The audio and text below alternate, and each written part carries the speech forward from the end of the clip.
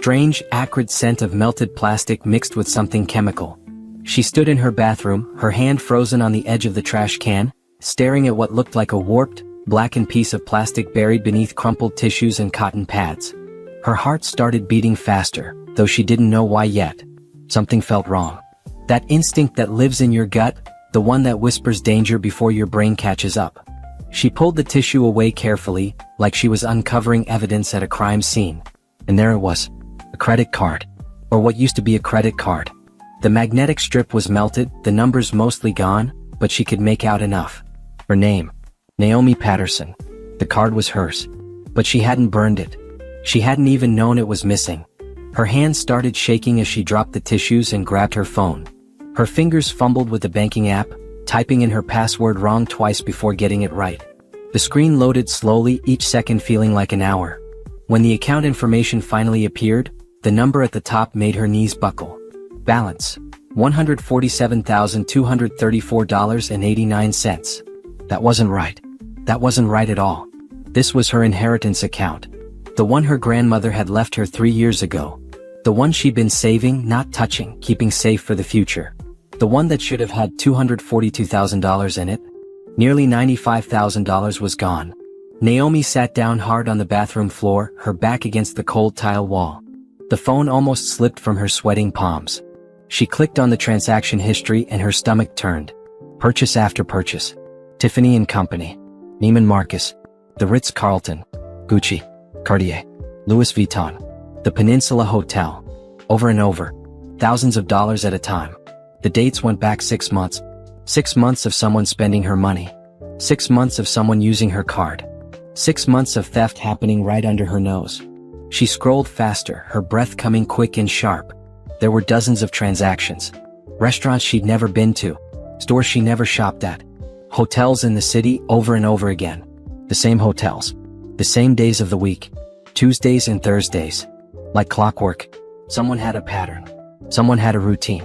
Someone thought they'd gotten away with it by burning the evidence. Naomi's phone buzzed in her hand, making her jump. A text from Trevor, her husband. Working late tonight. Don't wait up. Love you. She stared at those words. Love you. 2 words that suddenly felt hollow. Because right now, sitting on her bathroom floor with a burned credit card in her trash and nearly $100,000 stolen from her, she realized something terrifying. Someone in her life had done this. Someone close enough to get into her wallet. Someone who knew about this account. Someone who had access to her personal space, her home, her things. She kept this card separate from her regular wallet, hidden in her dresser drawer under her winter scarves. She barely looked at it herself. It was her safety net, her secret security. But it wasn't secret anymore. Naomi stood up slowly, her legs unsteady. She walked into her bedroom and opened the dresser drawer. The scarves were still there, neatly folded just as she'd left them. But when she lifted them, the small leather card holder that should have been underneath was gone. Not just the card. The entire holder. Someone had taken it. And recently, because she'd seen it just last month when she put away her winter clothes. Her mind raced through possibilities. Trevor? But he had his own money, his own accounts. They'd been married for 8 years. He was a financial analyst. He made good money. Why would he steal from her? But then again, she'd never told him about the full amount of her inheritance. She'd told him it was $20,000. Not $250,000. She'd kept that secret because her grandmother had told her to. Keep something for yourself, baby girl, Grandma had said. Always have your own money that nobody else controls. Even your husband. At the time, Naomi had thought it was old-fashioned advice. Now she was grateful for it. She went back to her phone and took screenshots of everything. Every transaction. Every date. Every amount. Then she called her bank. First National Bank, this is Peter speaking. How can I help you? I need to report fraud on my account. Her voice sounded strange to her own ears. Too calm. Too steady. Like she was talking about someone else's life. I'm sorry to hear that, ma'am. Can I have your account number? She rattled it off from memory. And your name? Naomi Patterson. Thank you, Mrs. Patterson. Can you describe the fraudulent activity? Someone has been using my credit card for 6 months. I just discovered it. There are approximately $95,000 in unauthorized charges. There was a pause on the other end. 95,000? Yes. And you're just discovering this now? I don't check this account regularly. It's my savings account. I got a replacement card in the mail a few weeks ago and thought it was a mistake. I didn't realize my original card had been stolen until I found it burned in my trash today. Another pause. Longer this time. Burned? Yes. Someone tried to destroy it. I see. Peter's voice changed. Got more serious. Ma'am, I'm going to transfer you to our fraud department immediately. This is a criminal matter. Please hold. The hold music was some soft jazz that felt absurd given the situation. Naomi walked to her window and looked out at the street below. Their neighborhood looked so normal. So peaceful. Nice houses. Trimmed lawns. People coming home from work. Everything looked the same as it had this morning when she'd left for her job at the marketing firm. But nothing was the same. Everything had changed the moment she smelled that burned plastic. Mrs. Patterson? This is Detective Rodriguez from the Fraud Investigation Unit. I understand you've discovered significant unauthorized charges on your account. Yes. I'm going to need you to come into the branch tomorrow with any evidence you have.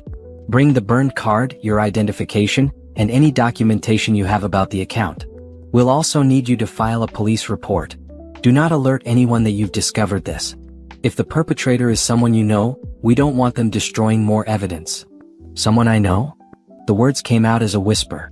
Mrs. Patterson, in cases of credit card theft with this much money involved, especially when the card was kept in a private location, the perpetrator is almost always someone with access to the victim's home. A family member. A close friend. Someone who has regular access to your personal space. The room tilted. Naomi sat down on the bed. Mrs. Patterson? Are you there? Yes, I'm here. Is there somewhere safe you can go tonight? Somewhere you can think about who might have had access to your card? I need to think. That's fine. But please don't tell anyone about this discovery yet. Come to the branch tomorrow at 9 a.m. Ask for me directly. We'll get to the bottom of this. After she hung up, Naomi sat in the silence of her bedroom. The house was so quiet. Too quiet. She looked around at everything that had been her life for 8 years. The bed she shared with Trevor. The photos on the dresser of their wedding day. The art they'd picked out together. The furniture they'd chosen. How much of this was real? How much of her life was built on lies? Her phone buzzed again. Another text from Trevor. Forgot to tell you, Bethany is coming over for dinner tomorrow night. That okay? Bethany. Trevor's sister. The one who was always borrowing things. The one who had a key to their house for emergencies. The one who was going through a divorce and always seemed to need money. Naomi's blood went cold. She texted back, sure. Sounds great. Then she took the burned credit card, put it in a Ziploc bag and hid it in her car. Tomorrow she'd know the truth. Tomorrow she'd start getting answers. Tonight she'd pretend everything was fine. Because whoever had stolen from her had made one crucial mistake. They thought burning the card meant burning the evidence. They didn't know about transaction histories. They didn't know about digital footprints. They didn't know that every purchase left a trail. And Naomi was going to follow that trail all the way to the truth.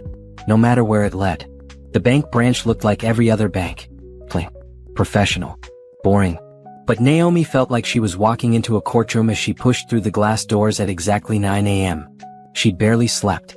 Every time she closed her eyes, she saw numbers. Transactions. Dates. That burned credit card. Trevor had kissed her goodbye that morning like nothing was wrong. Have a good day, babe, he'd said, straightening his tie in the mirror. So normal. So casual. Like he wasn't married to someone whose entire world had cracked open. She'd smiled back and said, you too. The lies were already starting. But this time she was the one lying. And she had a good reason. Mrs. Patterson? A woman in a gray suit approached her.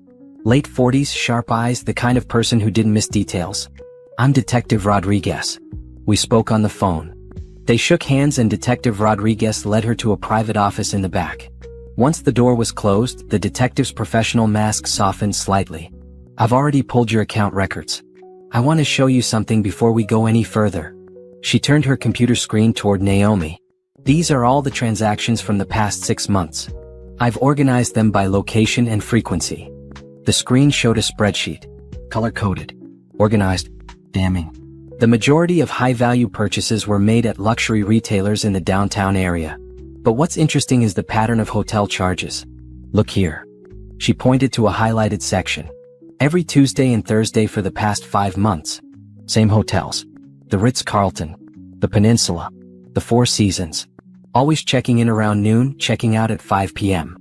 Naomi's stomach turned. 5-hour blocks. In the middle of the day. When she was at work. Someone was having an affair, Detective Rodriguez said gently. Using your money to pay for it. Can you tell who was checking in? We've already contacted the hotels. They're sending over their records. But there's something else. She pulled up a new screen. Look at these jewelry purchases. Cartier. Tiffany. 3 separate purchases totaling $42,000. I called the stores. They remember the customer. Naomi leaned forward. Who? A woman. Late 20s. Blonde hair. Very excited about her purchases. She told the sales associate at Cartier that her boyfriend was spoiling her. She even showed pictures of him on her phone. Did they get a name? The purchases were all made with your card, so the name on file is yours. But the sales associate remembers her saying her name was Beth. Bethany. The room went cold despite the heating vent above them. Mrs. Patterson, do you know anyone named Beth or Bethany who would have access to your home? Naomi's voice came out flat. My sister-in-law, Bethany Patterson. She's my husband's sister. She has a key to our house. Detective Rodriguez wrote that down. Tell me about her. She's 28. Going through a divorce. She's always been difficult. She borrows money from Trevor sometimes. She comes over unannounced. She's had problems with credit card debt before. Trevor always says she's just going through a hard time. And your husband? Would he have noticed a card missing from your drawer? Naomi shook her head. That's the thing. This wasn't in my regular wallet. I kept it hidden. Under scarves in my dresser. My husband doesn't go through my dresser. But Bethany... She paused, remembering. Bethany borrowed clothes from me sometimes. When she stayed over after drinking too much or after fights with her ex-husband. She knew where I kept things. Did your husband know about this inheritance account? He knew I got inheritance money. But I told him it was $20,000. Not $240,000. My grandmother told me to keep my own money separate. I thought she was being old-fashioned. Now I think she was being smart.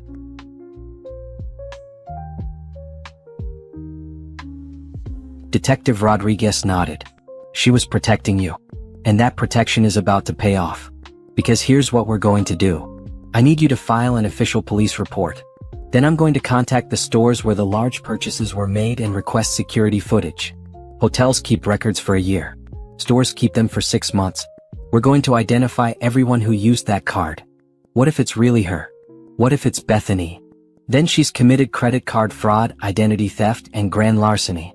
That's prison time, Mrs. Patterson. Serious prison time. But I need you to be absolutely sure before we move forward.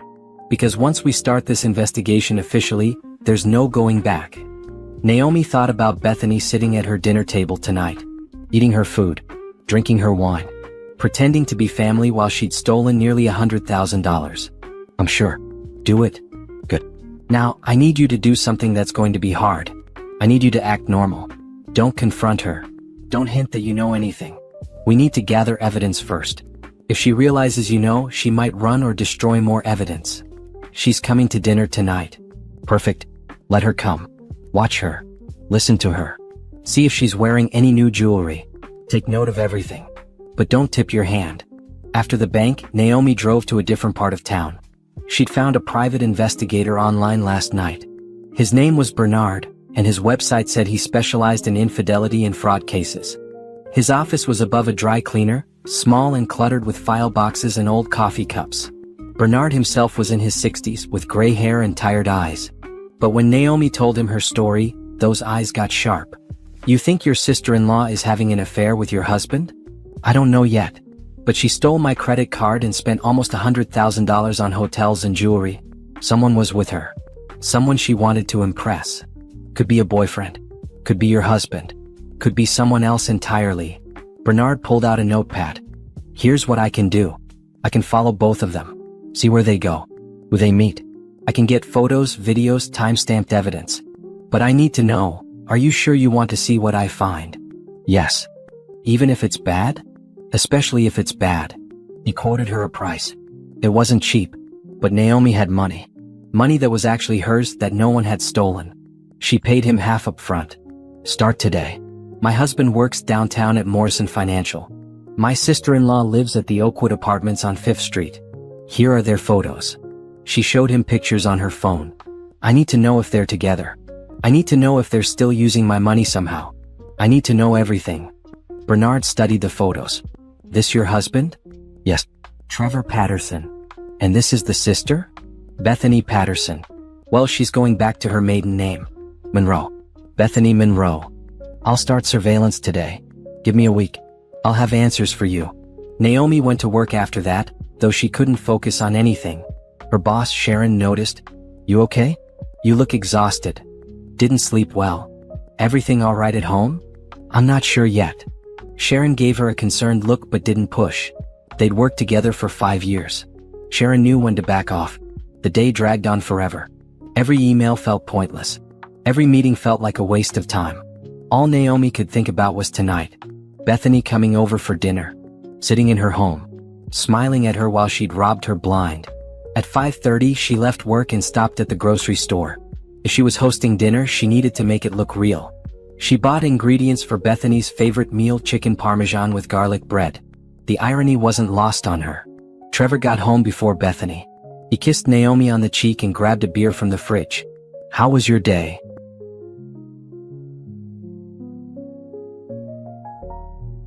Fine. Yours? Long. Had a difficult client. But it's handled. He loosened his tie and sat at the kitchen table. Thanks for having Bethany over. I know she can be a lot sometimes, but she's really struggling with the divorce. It's no problem. Naomi kept her voice light as she breaded the chicken. Has she found a job yet? Not yet. She's looking. I've been helping her out with some money here and there. Just until she gets on her feet. That's nice of you. Trevor smiled at her. That's what family does, right? Right. Family. The doorbell rang at 6:30. Naomi wiped her hands on a towel and went to answer it. When she opened the door, Bethany stood there in a new dress. Designer. Expensive. And around her neck was a diamond necklace that probably cost $10,000.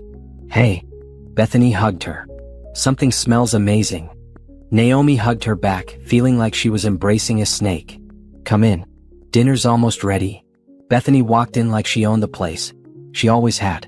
Too comfortable. Too familiar. She went straight to Trevor and hugged him, and something about that hug lasted too long. Just a second too long. Naomi watched them. Really watched them. The way Bethany touched Trevor's arm. The way Trevor smiled at her. The way they moved around each other with a familiarity that felt wrong. During dinner, Bethany talked about her divorce. Richard was such a jerk. I'm so glad to be done with him. He never appreciated me. Never bought me nice things. Never made me feel special. She touched her necklace as she said it, running her fingers over the diamonds. That's beautiful, Naomi said, pointing to it. Is it new? Bethany's eyes lit up. All this? Yes. I finally treated myself. I figured I deserved something nice after everything I've been through. It must have been expensive. It was. But sometimes you have to invest in yourself, you know? She smiled, and there was something sharp in that smile. Something that said she thought she was smarter than everyone else. Trevor jumped in. Bethany's been doing really well lately. Managing her money better. Really? Naomi kept her voice casual. That's great. Where have you been shopping? That dress is gorgeous too. Oh, just around. There was a sale at Neiman Marcus. I couldn't resist.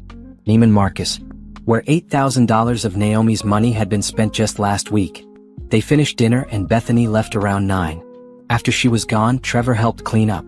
She seems to be doing better, he said, scraping plates into the trash.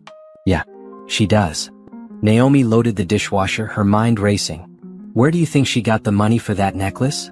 She probably saved up. Or maybe Richard gave her something in the divorce settlement. Maybe. That night, Naomi lay in bed next to Trevor, listening to him breathe. He fell asleep quickly, like he didn't have a care in the world. But Naomi stared at the ceiling, her mind spinning. She thought about Bethany's necklace. Her dress. The way she touched Trevor's arm. The way he defended her. Protected her story. Tomorrow, Bernard would start his surveillance. Tomorrow, the bank would get the security footage. Tomorrow, the truth would start coming out. But tonight, Naomi had to lie next to her husband and pretend she didn't suspect him of the worst betrayal imaginable. It was going to be a long night.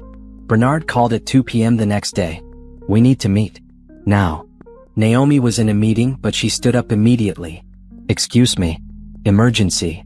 She grabbed her purse and left, ignoring Sharon's concerned look. She met Bernard at a coffee shop 3 blocks from her office. He was already at a corner table, laptop open, face grim. "That was fast," Naomi said, sitting down. Her heart was pounding. "I followed your sister-in-law this morning. Left her apartment at 10 a.m. Know where she went?" "Where?" "Your house." The coffee shop noise faded to background static. "What?" "She let herself in with a key. Stayed for about an hour. But here's the thing, your husband's car was already in the driveway. His office told me he called in sick this morning." Naomi's hands gripped the edge of the table. "Show me." Bernard turned the laptop toward her. On the screen was a series of photos. Time-stamped. Crystal clear. 10:02 a.m. Bethany's car pulling into Naomi's driveway. 10:05 a.m. Bethany walking to the front door, key in hand, smiling. 10:07 a.m. Bethany entering the house. "I waited outside for an hour," Bernard said quietly. "They didn't come out. So I went around back. Your bedroom curtains were open about 2 inches. He pulled up another photo. Naomi's stomach dropped. It was her bedroom. Her bed. And in it, unmistakably, were Trevor and Bethany.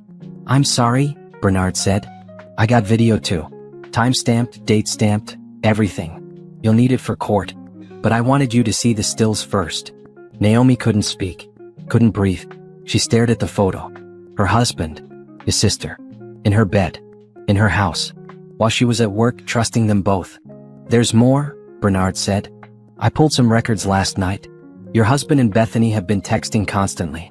I got access to phone records through a contact.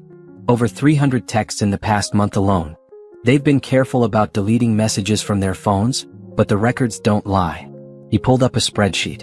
Numbers. Dates. Call logs. They talk every day. Multiple times. Calls lasting 30-40 minutes. And look at these dates. He highlighted several rows. These match the hotel dates from your credit card statements. Every Tuesday and Thursday when they were checking into hotels, your husband's phone was pinging off the same cell towers. He was there. With her. Naomi felt like she was underwater. Everything sounded distant. Muffled. "How long?" Her voice came out as a whisper. "Based on the phone records? At least 8 months. Maybe longer. 8 months. While Naomi had been working, cooking dinners, sleeping next to him, trusting him. 8 months of lies. And my money? My credit card. I contacted my guy at the police department. The bank sent over the security footage from the stores. It's definitely Bethany in every video. But here's what's interesting. In 3 of the videos, you can see someone waiting for her outside. Tall guy. Brown hair.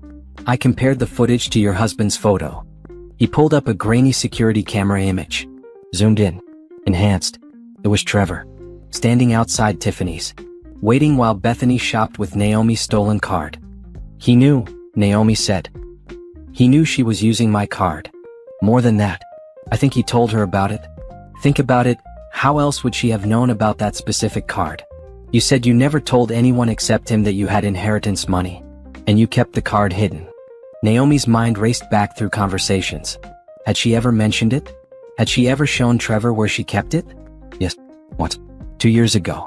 He'd needed her social security card for their taxes, and she'd told him it was in the same drawer under the scarves. He'd seen the card holder then. He told her, Naomi said. He told her about the money and they planned this together. Bernard nodded. That's my theory. They're having an affair. They need money for hotels, gifts, whatever. She has debt. He doesn't want to use his own money because you'd notice. But you have a secret account you never check. So they steal from you. It's perfect. Except they got greedy. They spent $95,000. They got comfortable. They thought they'd never get caught. And then when she realized the bank had sent you a replacement card, she panicked. She broke into your house, probably when you and your husband were both out, grabbed the card from wherever she'd hidden it and burned it. She thought destroying the physical card meant destroying the evidence.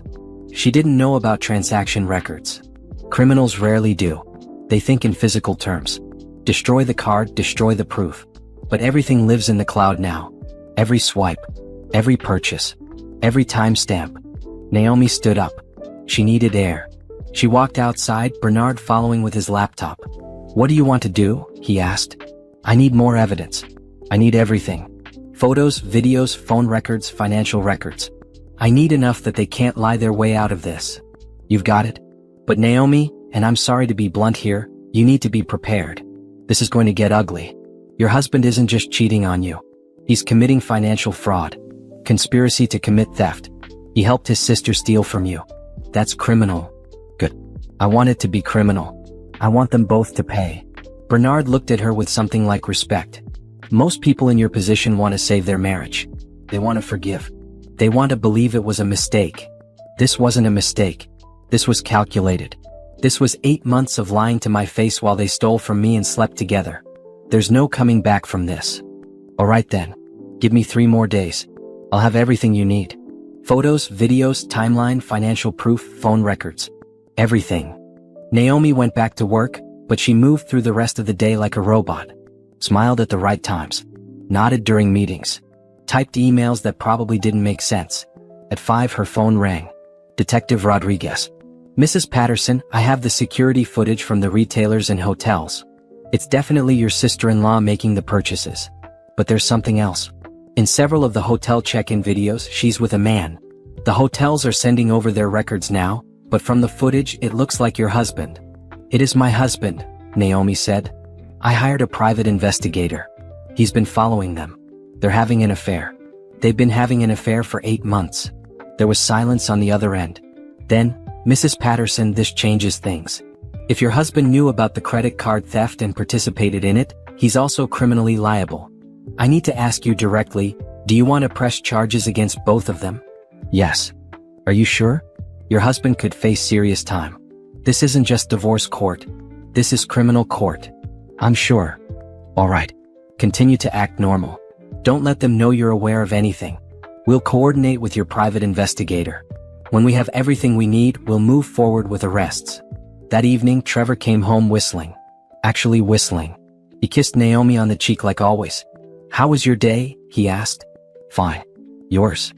Oh, you know. Same old stuff. He didn't mention calling in sick. Didn't mention Bethany coming over. Just lied easily, comfortably. How are you feeling? Naomi asked. Sharon mentioned you called in sick? She watched his face carefully. For just a second there was panic in his eyes. Then it smoothed over. All right. Yeah. Woke up with a migraine. Took some medicine and slept it off. Feeling better now. Good. I'm glad. They ate dinner.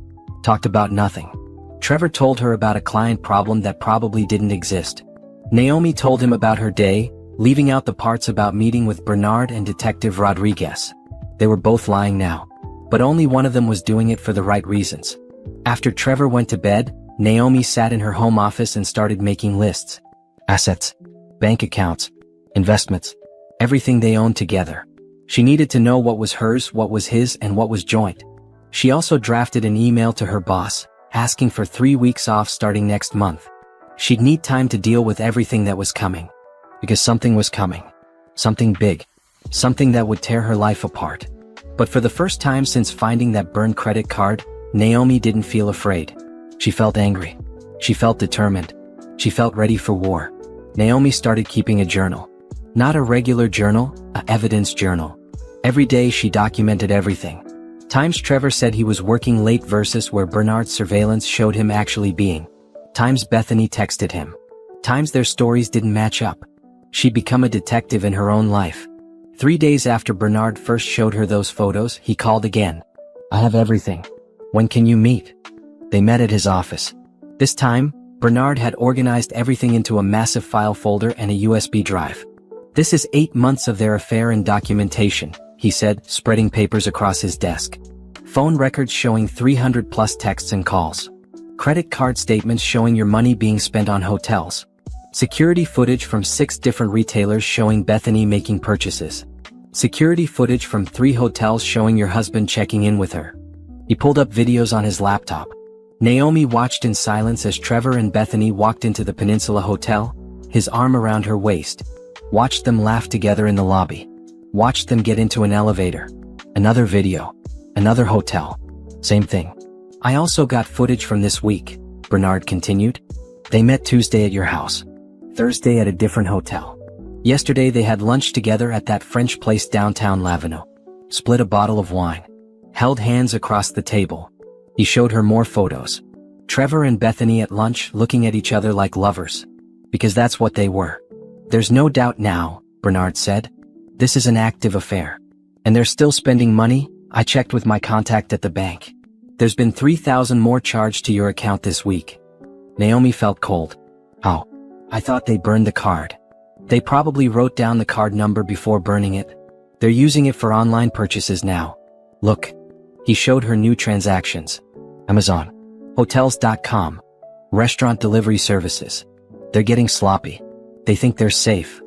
They have no idea I know. Good. Keep it that way for now. Because here's what you need to do next. Bernard pulled out a legal pad covered in notes. I've worked these cases before. You need to get a lawyer immediately. Not just any lawyer, a divorce lawyer who specializes in fraud cases. You need to protect your assets before you make any moves. I already have someone in mind. Naomi had done her research.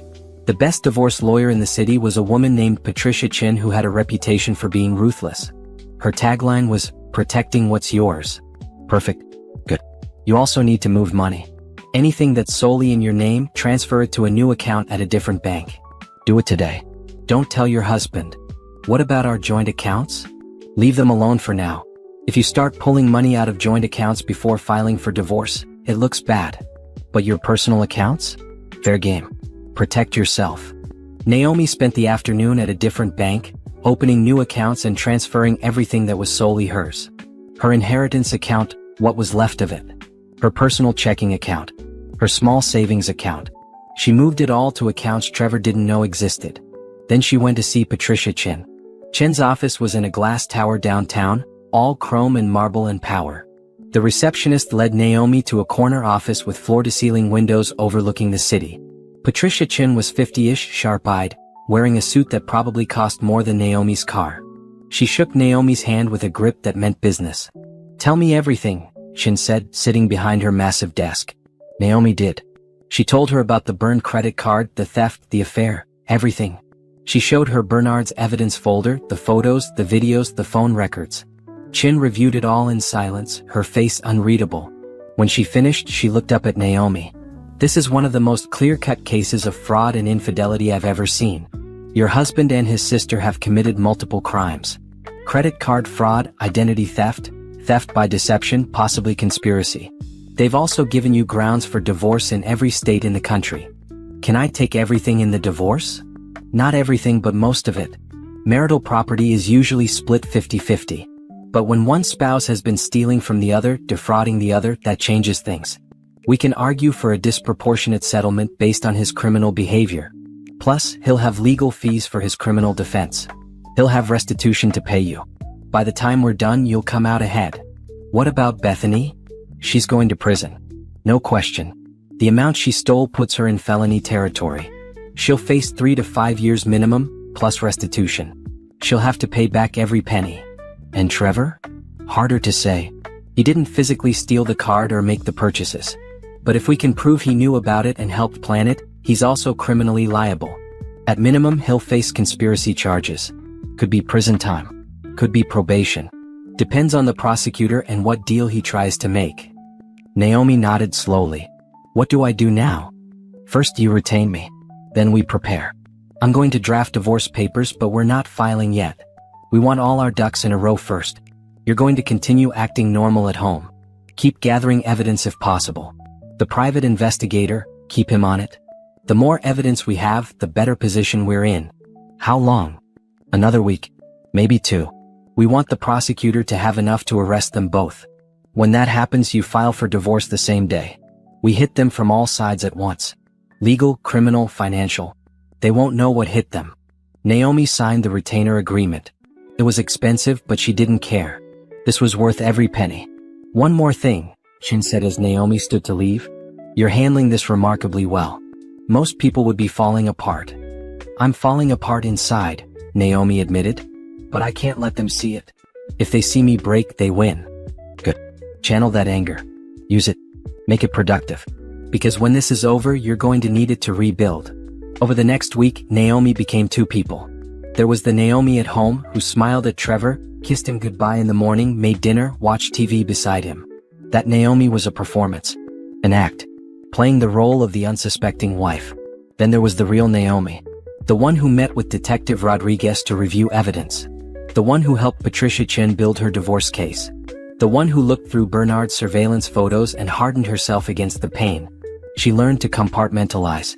Learned to turn off her emotions when she needed to. Learned that she was stronger than she'd ever known. Trevor seemed to relax. He probably thought he'd gotten away with it. The card was burned. Naomi didn't suspect anything. He and Bethany could keep playing house with stolen money. One night, Trevor's phone buzzed with a text while he was in the shower. Naomi glanced at it. A message from Bethany. "Can't wait for Tuesday. I need you." Naomi took a photo of the screen with her own phone. Added it to her evidence folder. On Thursday, Trevor said he had to work late. Bernard followed him to the same hotel where he'd been meeting Bethany. They checked in at noon. Checked out at 5. Bernard got it all on video. Naomi watched the footage that evening on her laptop while Trevor was asleep next to her. Watched her husband walk into a hotel with his sister. Watched them kiss in the parking lot before going inside. She didn't cry. She was beyond crying now. Instead, she forwarded the video to Patricia Chen and Detective Rodriguez. Added it to the pile of evidence that was growing larger every day. She was building a case. A bulletproof, airtight case.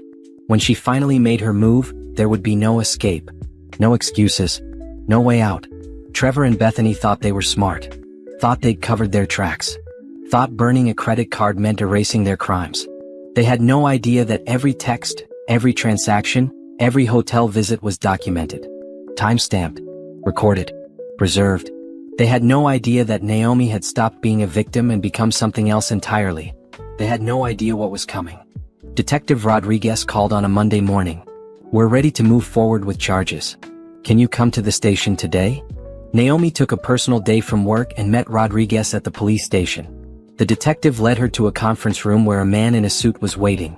"This is Assistant District Attorney Michael Brooks. He'll be prosecuting your case." Brooks was in his 40s with the kind of face that had seen too much. He shook Naomi's hand and gestured to a chair. "Mrs. Patterson, I've reviewed all the evidence. What your sister-in-law did is textbook credit card fraud and grand larceny. What's unusual is the amount involved and the duration. $95,000 over 6 months? That shows planning. Intent. This wasn't a one-time mistake."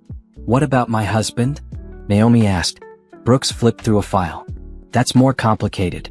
We have evidence he was present for some of the purchases. We have evidence of the affair. We have phone records showing constant communication. But what we need to prove is that he knew about the theft and participated in planning it." "He knew," Naomi said. "He had to have known." "I believe you. But in court I need proof. What we have right now would likely result in lesser charges for him, maybe accessory after the fact if we can prove he knew about the stolen card and didn't report it. But conspiracy? Harder to prove without direct evidence. So what happens? We arrest Bethany. That's a certainty. With the video evidence, the security footage, the credit card records, she's going to jail. The question is whether your husband faces charges too." Detective Rodriguez pulled out a recording device. "Here's what I'm proposing. Tomorrow you confront Bethany about the theft. We'll wire you for audio. If she admits to anything, especially if she implicates your husband, we'll have what we need." "You want me to wear a wire?" "I know it sounds dramatic. But in cases like this, getting the suspect to talk is often the best evidence. If she confesses on tape, there's no wiggling out of it. She'll deny everything. She'll lie. Maybe. But people often confess when confronted with evidence. Especially if they think confessing might reduce their punishment. You tell her you know about the card, show her some of the evidence and see what she says. Even if she lies, those lies become evidence too. Lies that we can disprove in court." Naomi thought about it. The idea of confronting Bethany made her stomach turn.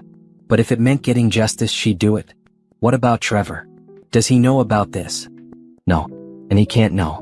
This is between you, Bethany, and law enforcement. If your husband is involved, we don't want to tip him off. That evening, Naomi texted Bethany. "Can you come over tomorrow around 2? I need to talk to you about something." Bethany responded immediately. "Sure. Everything okay?" "Yeah. Just need your advice on something. See you then." 2 hearts. The heart emoji made Naomi want to throw her phone across the room. The next day, she met Detective Rodriguez in a parking lot near her house. Rodriguez fitted her with a small recording device, hidden in her shirt. "Just have a normal conversation," Rodriguez instructed. "Bring up the credit card naturally. Show her evidence. See what she says. We'll be listening from here, but we won't come in unless you're in danger." Try to get her to admit to using the card. What if she refuses to talk? Then we arrest her anyway. This just makes the case stronger. Naomi drove home with her heart pounding. She felt like an actress preparing for the role of her life. She rehearsed in her head what she'd say, how she'd bring it up, how she'd keep her cool. Bethany showed up at exactly 2 p.m. wearing a new outfit. More clothes bought with Naomi's money. Hey. Bethany hugged her. Naomi hugged back, feeling sick. They sat in the living room with coffee. Small talk first. Bethany complained about her ex-husband, talked about a job interview she had next week, mentioned she might move to a nicer apartment soon. Moving to a nicer apartment on what money? Naomi wanted to scream. Actually, Naomi said, setting down her coffee cup. That's kind of what I wanted to talk to you about. Money.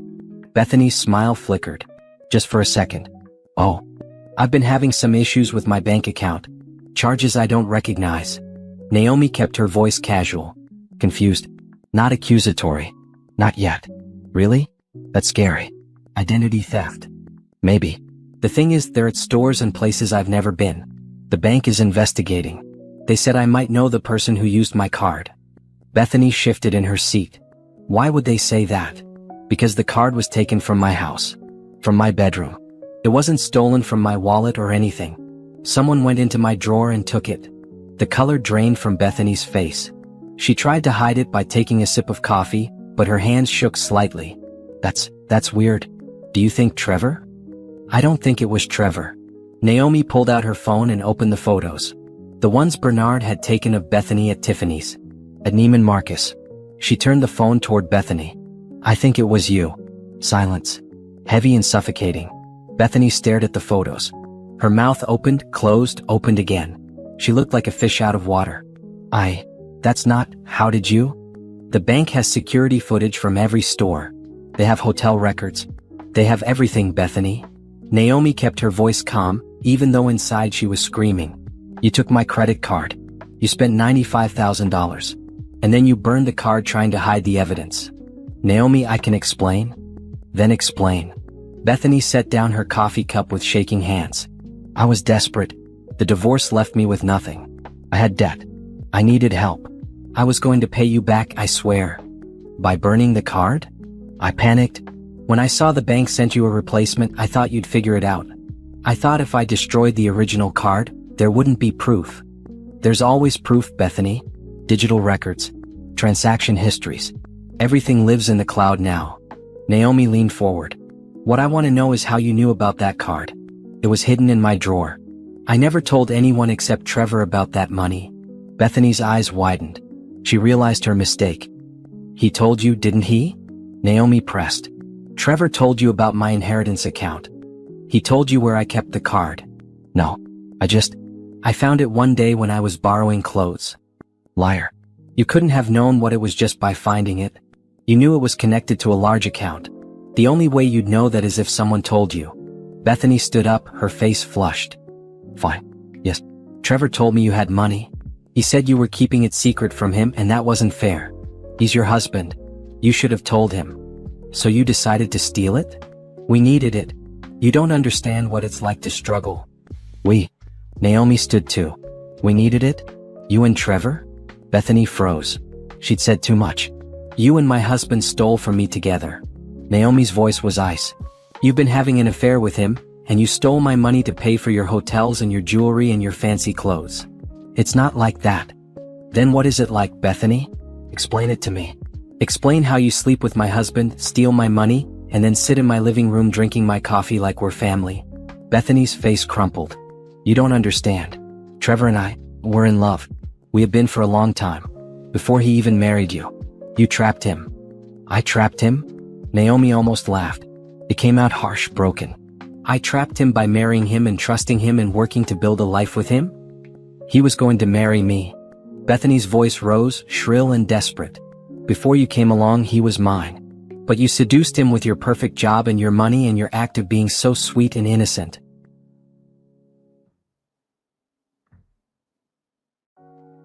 Stop. Naomi held up her hand. Just stop. You're having an affair with your brother. Half-brother. We're half-siblings. Same father, different mothers. It's not the same thing. It's still family, Bethany. And it's still my husband. He never loved you. Bethany was crying now, mascara running down her face. He told me. He said marrying you was a mistake. He said he wished he'd chosen me instead. Naomi felt like she'd been punched. But she kept her face neutral. Kept her voice steady. So you stole from me. To punish me for marrying him? To take back what should have been ours. That money, this house, this life, it should have been mine. Trevor should have been mine. And now? What now, Bethany? Bethany wiped her face, smearing makeup everywhere. I don't know. We were going to tell you eventually. We were going to wait until we had enough money saved up, and then Trevor was going to divorce you and we'd finally be together. Saved up. Naomi's voice was sharp. You mean until you'd stolen enough of my money? It's not stealing if it was meant to be ours anyway. That's not how the law works. Bethany froze again. The law? I've already filed a police report, Bethany. The bank investigated. They have all the evidence. And now I have your confession. On tape. Naomi gestured to her shirt, where the recording device was hidden. Bethany's face went white. You're recording this? Every word. You can't do that. That's illegal.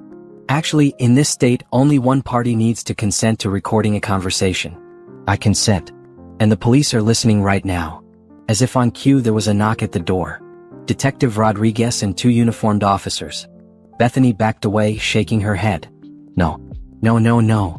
Bethany Monroe, Detective Rodriguez said, walking into the living room. You're under arrest for credit card fraud, identity theft, and grand larceny. The officers handcuffed Bethany while she sobbed and protested. She looked at Naomi with hatred in her eyes. You're ruining everything. Trevor loves me. He'll never forgive you for this. I don't need his forgiveness, Naomi said quietly. I need justice. They led Bethany out. She was still screaming, still crying. Neighbors came out of their houses to watch. By tonight, the whole street would know. After they left, Detective Rodriguez stayed behind. That went better than expected. She confessed to everything. She implicated your husband. We have enough now to bring him in for questioning. When? Tomorrow. Let him think everything is normal tonight. Tomorrow morning we'll bring him in. That night was surreal. Naomi cooked dinner like nothing had happened. When Trevor came home, she kissed him on the cheek.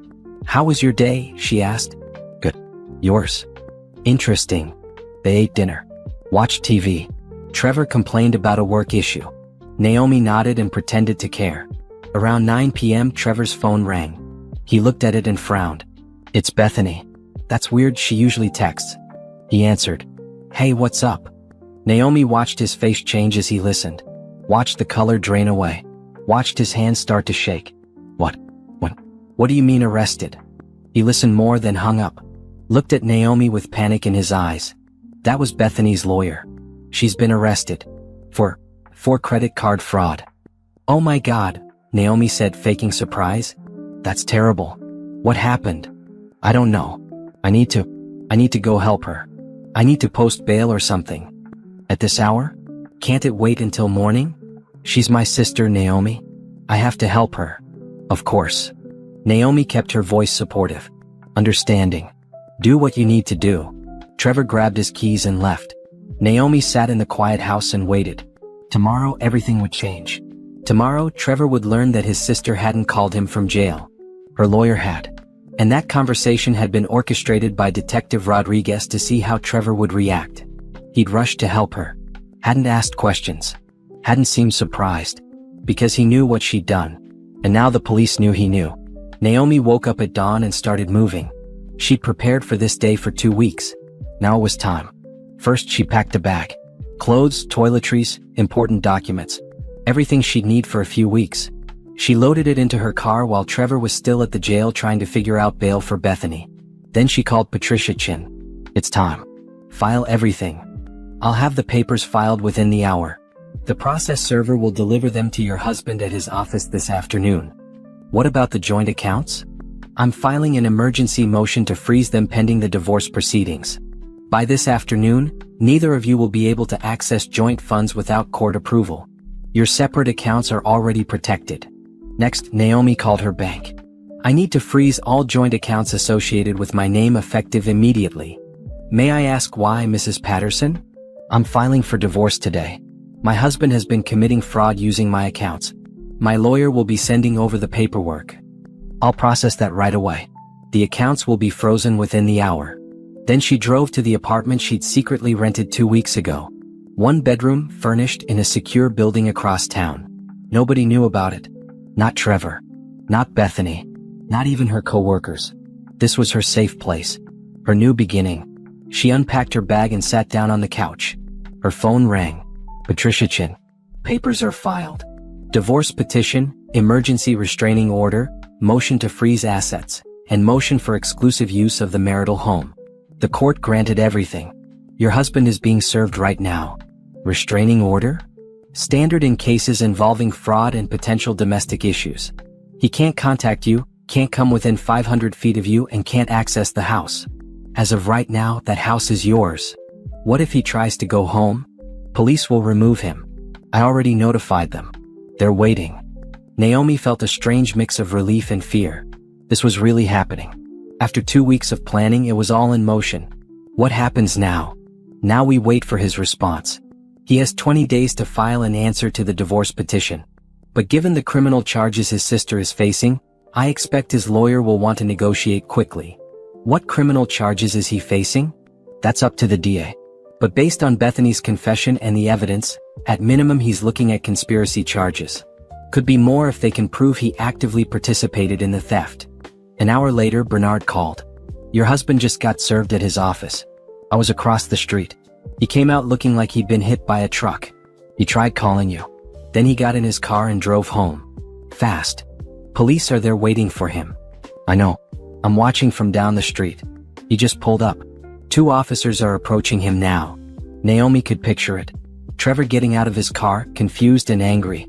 Officers telling him he couldn't enter his own house. Him demanding to know why. Them showing him the restraining order. He's yelling at them, Bernard continued. Now he's on his phone. Probably calling you again. Naomi's phone buzzed. Trevor calling.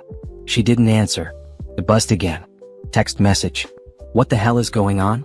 Why can't I get in the house? Why are you filing for divorce? Call me. She didn't respond. Another text. Naomi, please. We need to talk about this. This is insane. Whatever you think I did, you're wrong. Please call me. She turned off her phone. At noon, Detective Rodriguez called the landline at her new apartment. We brought your husband in for questioning. He's here now with his lawyer. Do you want to know what he's saying? Yes. He's denying everything. Says he didn't know about the credit card theft. Says his sister must have done it without his knowledge. Says the affair is a lie. Even though we have photos, videos, phone records. He claims the photos and videos are taken out of context. Says he was helping his sister through her divorce, being supportive. Says they're family, so of course they spent time together. And the hotel rooms? He says he never went to hotel rooms with her. Says those must be someone else in the videos. But we have clear footage of him. His lawyer is arguing the footage is grainy, could be anyone. They're going to fight this hard. What about Bethany? What is she saying? She's singing like a bird now that she's looking at real prison time. She admitted to the affair. Admitted your husband knew about the credit card theft. Said it was his idea to use your hidden card because you'd never notice. She's trying to make a deal, testify against him in exchange for reduced charges. Will it work? Probably. The DA wants your husband more than her. She's a thief, but he's a financial analyst who helped plan fraud against his own wife. That's a bigger fish. If her testimony can guarantee a conviction against him, they'll take the deal. So what happens to her? Probably 2 years instead of 5. Plus restitution. She'll have to pay back every penny, even if it takes the rest of her life. And Trevor? If Bethany testifies and we can corroborate her story with the other evidence, he's looking at conspiracy to commit fraud, accessory to theft, and possibly more. 3 to 7 years. Naomi closed her eyes. Part of her felt triumph. Part of her felt sick. This was her husband. The man she planned to spend her life with. But he'd betrayed her. Stolen from her. Lied to her face for 8 months. He deserved this. Keep me updated, she told Rodriguez. That evening she turned her phone back on. 53 missed calls from Trevor. 32 text messages. Each one more desperate than the last. Please talk to me. This is crazy. You're throwing away our marriage over nothing. I love you. I never wanted to hurt you. Bethany is lying. She's trying to protect herself by blaming me. My lawyer says you have no proof. This will never hold up in court. I'll fight you on everything. You'll get nothing in the divorce. I can't believe you're doing this to me. After everything I've done for you. That last one made her laugh. A harsh, bitter sound. After everything he'd done for her? He'd stolen from her. Cheated on her. Lied to her. She blocked his number. Then she texted her boss. Sharon, I need to take some personal time. Family emergency. I'll work remotely for the next few weeks if that's okay. Sharon responded immediately. Of course. Take all the time you need. Is everything all right? It will be. The next few days were a blur. Patricia Chin filed motion after motion. Subpoenas for bank records, phone records, credit card statements. Discovery requests for Trevor's financial information. Demands for asset disclosure. Trevor fought back. His lawyer filed counter motions. Argued that the divorce was premature, that they should try counseling first. Argued that the restraining order was unnecessary. Argued that the asset freeze was too broad. The judge denied everything. Sided with Naomi on every point. Given the evidence of fraud and infidelity, the judge wrote in her order, the court finds sufficient grounds for immediate dissolution of marriage and protection of the plaintiff's assets. A week after the papers were filed, Trevor showed up at Naomi's office. Security called her before he could get to her floor. Mrs. Patterson, there's a man here claiming to be your husband. He's demanding to see you. We have a copy of your restraining order on file. Should we call the police? Yes. She watched from her office window as police arrived and escorted Trevor away. He was shouting, gesturing wildly, making a scene. By that afternoon, it was all over social media. Someone had filmed Trevor being removed from the building. The video was grainy but clear enough. Trevor Patterson, financial analyst, being arrested for violating a restraining order. His reputation was destroyed. His sister was in jail. His marriage was over. And his crimes were about to catch up with him. Trevor's arrest for violating the restraining order made everything worse for him. His lawyer called Patricia Chin the next morning. My client wants to talk settlement. I'm listening, Chin said with Naomi on speakerphone. He's willing to give up his claim to the house and agree to a 60-40 split of marital assets in your client's favor. In exchange, he wants her to drop the criminal charges. I can't drop criminal charges, Naomi said. That's up to the DA. But you could refuse to cooperate with the prosecution. Chin cut in. My client has already given her statement. The DA has enough evidence without her. And besides, we're not negotiating anything until we see full financial disclosure. We need to know what assets your client has hidden. He hasn't hidden anything. Then disclosure should be easy. We want bank statements for all accounts, investment records, retirement accounts, and any offshore holdings. We have 30 days. Until then, no negotiations. The lawyer sputtered. That's ridiculous. You're on a fishing expedition. No, we're exercising our legal right to discovery. If your client has nothing to hide, this shouldn't be a problem. After the call, Chin turned to Naomi. He's hiding money. I guarantee it. Men like him always have a secret account somewhere. How do we find it? We subpoena everything. Bank records, tax returns, credit reports. If he has money hidden, we'll find it. While the divorce proceeded, the criminal case against Bethany moved forward. She'd taken the DA's deal, testify against Trevor in exchange for reduced charges. Her testimony was damning. Trevor told me about Naomi's inheritance money about a year into their marriage, Bethany said in her deposition. He said she was keeping it secret from him and that wasn't fair. He felt like she didn't trust him. Over time he started complaining about it more. Saying how if something happened to them he'd get nothing. Saying she was being selfish. When did the affair begin? The prosecutor asked. About 2 years ago. We'd always been close. We're half siblings, same father. We grew up together. There was always chemistry. But we never acted on it until my marriage started falling apart. Trevor was there for me. We started talking more. Meeting for coffee. Then one thing led to another. And the credit card theft? That was Trevor's idea. He knew where Naomi kept the card. He told me about it about 8 months ago. Said if I needed money I could use it. Said Naomi never checked that account so she'd never notice. He said we could use it for hotels, for trips, for whatever we needed. And that eventually when he divorced Naomi, we'd pay it back. He specifically told you to use the card? Yes. He wrote down the card number for me. He knew the PIN. He'd gone through her things and gotten all the information. And when you burned the card? I panicked when I saw the bank had sent Naomi a replacement. Trevor told me to get the original card and destroy it. He thought if the physical card was gone, there'd be no proof. I broke into their house when they were both at work and found where Naomi had hidden it, burned it in her bathroom and threw it away. Trevor said to make sure it was completely destroyed. The prosecution had everything they needed. Trevor had planned the theft. He'd given Bethany the information. He'd told her to destroy evidence. He was guilty. Completely. Undeniably guilty. His lawyer tried to discredit Bethany. She's just trying to reduce her own sentence. She's lying to save herself.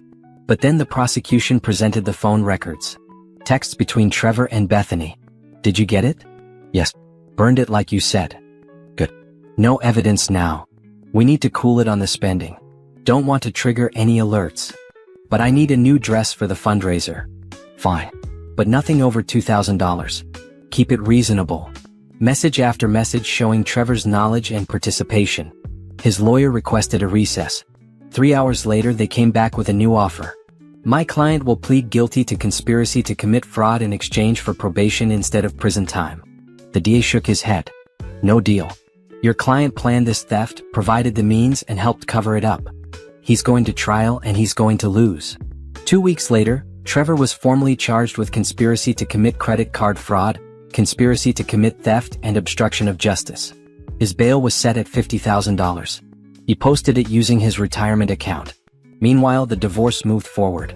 Chen's subpoenas revealed what she'd suspected. Trevor had a hidden account in the Cayman Islands. $200,000 that he'd moved there over the past 3 years. He was planning to leave you anyway, Chen told Naomi. He'd been moving money out of reach for years. Can we get it back? Absolutely. The court will order him to return it. Plus, this proves he was hiding assets during the marriage, which gives us even more leverage. The judge was not pleased when she learned about the hidden account. Mr. Patterson has shown a pattern of deception, fraud, and asset concealment, she said in court. I'm awarding Mrs. Patterson 70% of all marital assets, including the offshore account, plus restitution for the stolen inheritance funds, plus attorney fees. Trevor's lawyer objected. The judge overruled. Your client stole from his wife, lied under oath about his assets, and is currently facing criminal charges for fraud. He's lucky I'm only awarding 70%. This court is not going to reward criminal behavior. When the verdict came down, Trevor had to give Naomi the house, worth $400,000. 70% of his retirement account, $180,000. The entire Cayman Islands account, $200,000. Restitution for the stolen inheritance, $95,000. Her attorney fees, $35,000. In total, he had to pay her over $900,000. He'd have to sell everything he owned. His car, his investments, his watch collection. He'd be financially ruined. But Naomi felt no sympathy. He tried to ruin her. Now he was facing the consequences. At work, Trevor was fired. His company didn't want an employee facing fraud charges. It was bad for their reputation. His friends stopped calling. When word got out about what he'd done, stealing from his wife, having an affair with his half-sister, people were disgusted. His family disowned him. Even his own mother said she was ashamed. Trevor moved into a cheap apartment on the edge of town. His lawyer fees were mounting. The criminal trial was approaching. He'd lost everything. Bethany went to prison. 2 years in minimum security, plus restitution payments that would take her decades to pay off. Before she went away, she wrote Naomi a letter. I know you'll never forgive me. I don't expect you to. What I did was wrong. I let my feelings for Trevor cloud my judgment. I thought we were in love. I thought we deserved to be together. But love doesn't justify theft. It doesn't justify betraying someone who never did anything to deserve it. You were always kind to me. You welcomed me into your home. And I repaid that by stealing from you and sleeping with your husband. I have to live with that for the rest of my life. I'm sorry. I know it doesn't matter. I know it doesn't fix anything. But I'm sorry. Naomi read the letter once and threw it away. Sorry wasn't enough. Sorry didn't give her back the 8 years she'd wasted on Trevor. Sorry didn't erase the betrayal. Sorry didn't fix anything. 3 months after filing for divorce, Naomi stood in her house now, legally hers, and looked around with fresh eyes. Everything reminded her of Trevor. The couch they'd picked out together. The art on the walls. The kitchen table where they'd eaten 1,000 meals. She hired an interior designer. I want it completely different. New furniture. New paint. New everything. I want to walk in here and not recognize it. The designer understood. Fresh start. Exactly. Over the next month, the house transformed. Warm gray walls became soft blue. The heavy leather furniture became light and modern. Dark curtains became sheer white ones that let in light. She tore up the carpet and installed hardwood floors. By the time she was done, the house looked nothing like it had. It looked like hers. Just hers. At work, Sharon pulled her aside. I don't know what you're going through and you don't have to tell me. But I want you to know, you've been one of my best employees for 5 years. If you need anything, time off, reduced hours, just to talk, I'm here. Thank you. Actually, I've been thinking. I want to take on more responsibility. I want to stay busy. Sharon smiled. I was hoping you'd say that. We have a new client, major account. I want you to lead it. The project was huge. Rebranding for a tech startup that was about to go public. It would mean long hours, lots of travel, complete focus. Perfect. Naomi threw herself into work. She stayed late. Came in early. The project became her life and she was grateful for the distraction. 6 weeks into the rebrand project, she was at a networking event for tech industry professionals. The startup CEO had invited her to meet potential investors. That's where she met Julian. He was tall, with kind eyes and an easy smile. An architect who designed the startup's new headquarters. They ended up talking at the bar after the formal part of the event ended.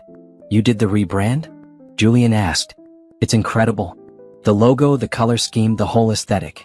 It perfectly captures what they're trying to do. Thank you. You designed their building? Guilty. Tried to make it a space where creativity could flourish. Lots of light, open areas, places for collaboration, but also quiet spaces for focus. They talked for an hour. About work. About design. About the city. Was easy. Comfortable. For the first time in months, Naomi laughed. Really laughed. At the end of the night, Julian asked for her number. I'd like to take you to dinner sometime. If you're interested. Naomi hesitated. Was she ready for this? Was it too soon? But then she thought, why not? She was divorced. Free. Starting over. I'd like that. Their first date was at a small Italian restaurant. Julian was a gentleman. He pulled out her chair. Asked about her day. Listened when she talked. Can I ask what happened with your marriage? He said carefully. You don't have to answer. But I feel like there's a story there. Naomi considered lying. Making something up. But she was done with lies. My ex-husband was having an affair with his half-sister. They stole almost $100,000 from my inheritance account. When I found out, I filed for divorce and pressed charges. He's awaiting trial for fraud. She's in prison. Julian's eyes widened. Wow, I'm sorry. That's insane? Yeah, it was. I was going to say horrible. You didn't deserve that. No, I didn't. But it taught me something important. I'm stronger than I thought I was. And I deserve better. You definitely do. They kept seeing each other. Slow at first. Just dinner once a week. Then twice. Then he started coming to her house for movie nights. Julian never pushed. Never rushed her. He understood she was healing. I'm not looking for anything serious right now, Naomi told him after their 5th date. That's okay. I'm just enjoying getting to know you. 3 months later, they were officially dating. Nothing dramatic. Just two people who enjoyed each other's company. Who made each other laugh. Who felt comfortable together. Julian met Sharon at a company holiday party. This one's a keeper, Sharon whispered to Naomi. Don't let him get away. I'm taking it slow. Good. You should. But he's good for you. I haven't seen you this happy in years. Naomi realized Sharon was right. She was happy. Despite everything that had happened. Despite the betrayal and the divorce and the criminal trials. Despite losing 8 years of her life to a man who'd never loved her. She was happy. At work, her project was a massive success. The startup's IPO went better than expected. They credited her rebrand as part of the reason. Her boss offered her a promotion. Senior Marketing Director. A huge raise. Her own team. You've earned it, Sharon said. You've been operating at this level for years. It's time we recognized it. Naomi accepted. She also started a side business. A consulting firm helping women rebuild their finances after divorce. She knew what it was like to discover your money had been stolen. To feel violated and betrayed. To have to start over. She wanted to help others do the same. The business started small. Just a few clients. But word spread. Soon she had a waiting list. You're making a difference, one client told her. After my divorce, I didn't know where to start. You helped me take control of my finances. I feel powerful now. Like I can do anything. That's what Naomi wanted. To help women feel powerful. To help them rebuild. 1 year after filing for divorce, Naomi sat in Patricia Chen's office for their final meeting. The divorce is final, Chen said, sliding papers across the desk. You're officially divorced. The house is yours. The money is yours. Everything we fought for, you got. What about Trevor's criminal trial? Scheduled for next month. But his lawyer is trying to negotiate another plea deal. The evidence is overwhelming. He'll probably plead guilty to avoid trial. And if he doesn't? Then he goes to trial, loses, and gets a harsher sentence. His choice. Naomi signed the final papers. It felt surreal. After everything, it was just a signature. A few pieces of paper. And she was free. Thank you, she told Chin. For everything. You did the hard part. You had the courage to leave, to fight back, to demand justice. I just helped with the paperwork. That evening, Naomi had dinner with Julian. She told him about the divorce being final. How do you feel? He asked. Relieved. Free. Ready to move forward. That's good. You deserve to move forward. They ate in comfortable silence for a while. Then Julian reached across the table and took her hand. I know we're taking things slow, and I respect that. But I want you to know, I'm not going anywhere. Whenever you're ready for more, I'll be here. Naomi squeezed his hand. Thank you. For being patient. For understanding. You're worth the wait. She smiled. For the first time in a long time, she believed it. She was worth the wait. Worth the effort. Worth the love. And she was ready to start believing in good things again. Trevor's trial was scheduled for the first week of October. But 2 weeks before, his lawyer called Patricia Chen. My client wants to plead guilty. He'll take a deal if the DA offers one. The DA offered 3 years in prison plus full restitution. Trevor accepted. The sentencing hearing was short. Naomi didn't attend. She'd already given her victim impact statement in writing. She didn't need to see Trevor's face again. But Patricia Chen went and reported back. He looked terrible. Lost weight. Hollow eyes. His lawyer said he's been depressed, not sleeping. He tried to make a statement before sentencing. What did he say? He said he was sorry. That he never meant for things to go this far. That he'd made mistakes, but he still loved you and hoped someday you'd forgive him. Fat chance. That's basically what the judge said. Not in those words, but close. She told him that his actions showed a profound betrayal of trust, a pattern of deception, and a complete lack of respect for his wife. She said 3 years was lenient given the severity of his crimes. Where's he going? Minimum security prison upstate. He'll serve probably 2 years with good behavior. Then 3 years probation. Plus he has to pay you the full restitution $95,000, plus interest. Will he be able to pay? Eventually. He got a job offer from a small firm willing to hire him after he serves his time. He'll be making minimum payments for years, but you'll get your money back. Naomi felt nothing hearing this.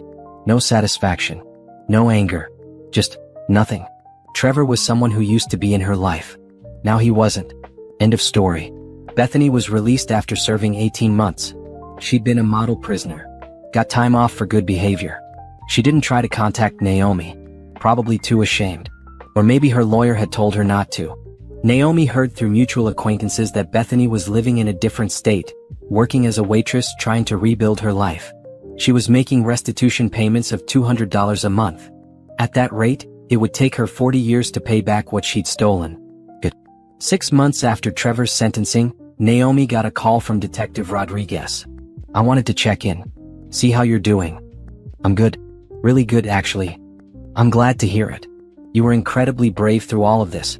Most people would have tried to protect their spouse. You demanded justice instead. He didn't deserve protection. He deserved consequences. Well, he got them. Both of them did. And I hope you know you did the right thing. Cases like this often go unreported because people are embarrassed or scared. You weren't. You fought back. That takes courage. Thank you for believing me. For taking it seriously. It was an honor to work your case. Take care of yourself, Naomi. After they hung up, Naomi sat in her home office and looked around. At the business she'd built. At the life she'd created. At the freedom she'd fought for. She thought about the woman she'd been a year and a half ago. The woman who'd found a burned credit card and thought her world was ending. That woman had been afraid. Uncertain. Broken. But she'd also been strong. She'd fought back. She'd demanded justice. She'd refused to be a victim. And now she was thriving. Her business was growing. She had clients in 3 states. Women who needed help rebuilding after divorce, after betrayal, after financial abuse. Her relationship with Julian was solid. He'd met her friends, met Sharon. They were talking about moving in together. Nothing rushed, nothing forced, just 2 people building something real. Her job was going well. She'd been promoted again, director of marketing for the entire firm. Her team respected her. Her projects were winning awards. She had her house, her independence, her peace of mind. She'd taken something terrible, betrayal, theft, fraud, and turned it into fuel. Fuel for change. Fuel for growth. Fuel for success. Trevor had tried to break her. Instead, he'd made her stronger. That was the real revenge. Not sending him to prison, though that was satisfying. Not taking his money, though she deserved every penny. The real revenge was building a life so good, so full, so happy that he became irrelevant. He was a footnote now. A bad chapter in a story that was still being written. A chapter she'd closed and moved past. One evening, Julian came over for dinner. He'd become a regular fixture in her life. Easy. Comfortable. Right. "I have something to tell you," he said over dessert.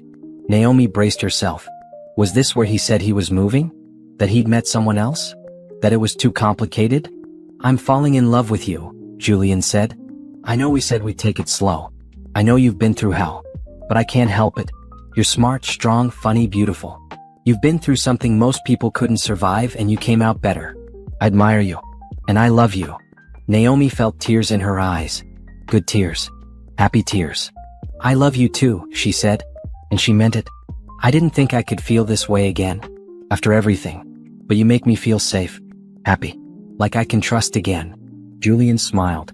"We don't have to rush anything. I just wanted you to know." "I know. And I'm grateful." They sat in comfortable silence for a while. Then Julian spoke again. "Can I ask you something?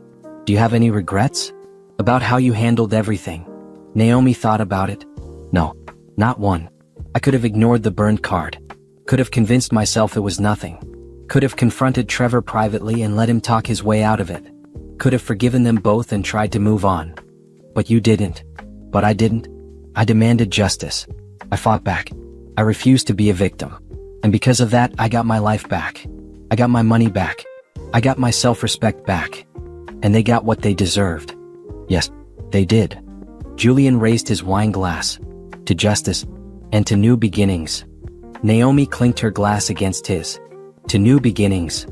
2 years after finding the burned credit card, Naomi stood in front of the mirror in her bedroom, the bedroom she'd completely redecorated, in the house that was completely hers, and smiled at her reflection. She barely recognized herself. Not physically. She looked the same. But something in her eyes was different. Confidence. Strength. Peace. Her phone buzzed. A text from Julian. "Ready for me to pick you up? Big day." Today was the grand opening of her consulting firm's first physical office. What had started as a side business helping women rebuild after divorce had grown into something bigger. Patterson Financial Recovery Services now had 5 employees, an office downtown, and clients in 6 states. They specialized in helping women who'd been victims of financial fraud, identity theft, or economic abuse. They helped them rebuild credit, recover stolen funds, navigate divorce proceedings, and start over. Naomi had turned her worst experience into her purpose. "Ready? See you in 10. Julian arrived exactly on time. He was always punctual, always reliable, always there. They'd been living together for 6 months now. He'd sold his apartment and moved into her house. It had felt right, natural, like the next logical step. "You look beautiful," he said, kissing her cheek. "You look pretty good yourself." The office opening was everything Naomi had hoped for. Local business leaders came. The mayor gave a speech. A local news station covered it. But the best part was seeing her clients. Women she'd helped over the past 2 years. Women who'd been broken and were now thriving. One client, Angela, gave a speech. 2 years ago, my ex-husband emptied our bank accounts and disappeared. I was left with 3 kids, no money, and no idea how to start over. I found Naomi through a friend. She helped me track down my ex, file criminal charges, and recover some of the money. But more than that, she helped me believe in myself again. She showed me I wasn't stupid for trusting him. I was human. And humans deserve second chances. Angela's voice broke. Because of Naomi, I was able to rebuild. I bought a house, started a business. My kids are thriving. And I'm happy. Really, truly happy. So thank you, Naomi, for saving my life. Naomi hugged Angela while everyone applauded. This was why she did it. Not for revenge against Trevor. Not for money. But to help others the way she'd wished someone had helped her. After the event, Naomi and Julian went to dinner at their favorite restaurant. The same place where they'd had their first date. I'm proud of you, Julian said over wine. You took something terrible and made it into something beautiful. I had help. Good people around me. You especially. I didn't do anything. You believed in me. You gave me space to heal. You never pushed. You just loved me. That's everything. Julian reached across the table and took her hand. I have something for you. He pulled out a small box. Naomi's heart skipped. Before you panic, Julian said, this isn't what you think. I know you're not ready for that. I know marriage is complicated for you now. I respect that. He opened the box. Inside was a key. It's the key to a studio space I rented. Downtown. For you. I know you work from home a lot, but I thought you might want a creative space. Somewhere just for you. To paint, write, think. Whatever you need. Naomi felt tears in her eyes. Julian, you mentioned once that you used to paint in college. That you'd stopped after you got married because Trevor said it was a waste of time. I thought maybe you'd want to start again. She kissed him. Right there in the restaurant. Didn't care who was watching. Thank you. For seeing me. For knowing what I need before I know it myself. That's what love is, right? Paying attention. A month later, Naomi stood in her new studio space. Blank canvases lined the walls. Paint supplies covered a table. Natural light streamed through huge windows. She picked up a brush. She hadn't painted in 10 years. Wasn't sure she still could. But as soon as the brush touched canvas, something clicked. Muscle memory. Creative instinct. Whatever it was, it felt right. She painted for hours. Lost herself in color and movement. When she finally stepped back, she created something abstract. Bold reds and blues. Chaos turning into order. It was her story. Her journey. Destruction becoming creation. At work, she'd been promoted again. Chief Marketing Officer. She had a team of 20 now. Her projects were featured in industry magazines. She was invited to speak at conferences. Her life was full. Rich. Meaningful. One evening, she got an unexpected call. A number she didn't recognize. Hello? Naomi? It's Trevor. Her stomach dropped. She almost hung up. But curiosity won. What do you want? I wanted to talk to you. I know I don't deserve your time. I know I screwed up everything. But I'm out now. On probation. And I wanted to say I'm sorry. Really sorry. For everything. Okay. I was hoping we could meet. Just for coffee. I want to explain. No. Please. Just give me a chance to. Trevor, I'm going to say this once. What you did to me was unforgivable. You didn't just cheat. You didn't just steal. You betrayed me in every possible way. With your own sister. Using my money. In my house. For months. And then you tried to destroy the evidence. You didn't just break my heart. You tried to break me. I know. I was wrong. I was so wrong. I've had 2 years to think about it and I don't care what you've thought about. I don't care what you've learned. I don't care what you're sorry for. You're not my problem anymore. You're not my concern. You're nothing to me. Naomi. I rebuilt my life without you. I'm successful. I'm happy. I found someone who treats me the way I deserve to be treated. Someone honest and kind and faithful. Everything you weren't. I'm glad you're happy. But please, can we just... No, we can't. This is the last time we're ever speaking. Don't call me again. Don't try to see me. Don't contact me. We're done. We've been done. She hung up, blocked his number. Felt nothing but relief. That chapter was closed. For good. That night, Julian asked how her day was. Trevor called. Julian's face darkened. What did he want? To apologize. To explain. To meet for coffee. And? I told him no. Told him I'd moved on. Told him never to contact me again. Julian hugged her. I'm proud of you. For what? For choosing yourself. For not falling for his manipulation. For being strong. I learned from the best, Naomi said, smiling. 6 months later, Julian proposed. Properly this time. With a ring. They were hiking in the mountains at a viewpoint overlooking the city. The sun was setting. Everything was golden and perfect. "Naomi Patterson," he said, getting down on one knee. "I love you. I love your strength, your determination, your kindness, your ability to turn pain into purpose. I love who you are and who you're becoming. I want to spend my life with you. Not because I need you, but because I choose you. Every day. Will you marry me?" Naomi felt tears streaming down her face.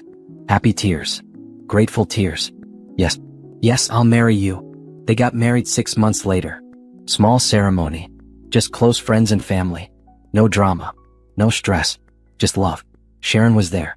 Patricia Chin came. Detective Rodriguez sent a card. Bernard, the private investigator, showed up with his wife. It was perfect. On their wedding night, Julian held Naomi close. "Thank you," he whispered, "for trusting me, for letting me love you, for choosing to believe in love again after everything. Thank you for being worth it," Naomi whispered back. 3 years after finding that burned credit card, Naomi had everything she'd ever wanted. Not the everything she thought she wanted when she was married to Trevor. That had been a lie. A performance. A life built on deception. This was real. A successful business helping women rebuild. A job she loved. A partner who respected her. A home that was truly hers. Freedom. Independence. She'd been betrayed. Stolen from. Lied to. Cheated on. In the worst possible way. But she'd survived. More than survived. She'd thrived. And that was the sweetest revenge of all. Not sending Trevor to prison though he deserved it. Not taking his money though she'd earned every penny. Not exposing his crimes though they needed to be exposed. The sweetest revenge was building a life so beautiful, so fulfilling, so happy that he became irrelevant. He'd wanted to break her. Instead, he'd forged her into something stronger. She'd wanted revenge. And she'd gotten it. Not through destruction but through creation. Not through hatred but through healing. Not through making him suffer but through refusing to suffer herself.